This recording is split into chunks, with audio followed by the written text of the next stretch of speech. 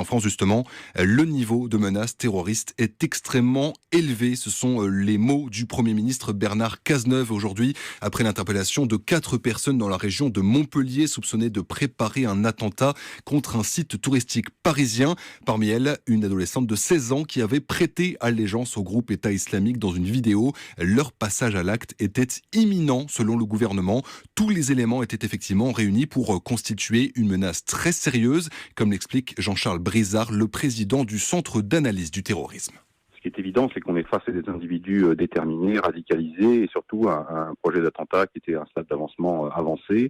On a d'abord une allégeance, clairement, à Émir Abou Bakr al-Baghdadi, le chef de l'État islamique. On a des substances explosives en cours de fabrication, du TATP en particulier. On a une détermination très claire et puis un schéma opératoire, si je puis dire, qui est déjà élaboré de leur part, à savoir un individu qui devait mourir en martyr sur le territoire national et sa compagne qui devait rejoindre l'État islamique. C'est un peu le même schéma opératoire qu'on a observé, souvenez-vous, en janvier 2015, lorsque la compagne d'Ameti Koulibaly, Hayat Boumedienne, avait rejoint elle-même la Syrie par la Turquie, quelques jours seulement avant que son compagnon ne passe à l'acte.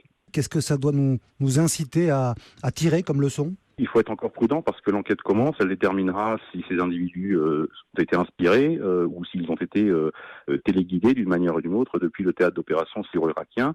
Vous rappeliez les attentats déjoués en France, 17 au total en 2016, et plus de la moitié sont des attentats déjoués qui ont été pilotés directement par des djihadistes français depuis le théâtre d'opération syro-irakien.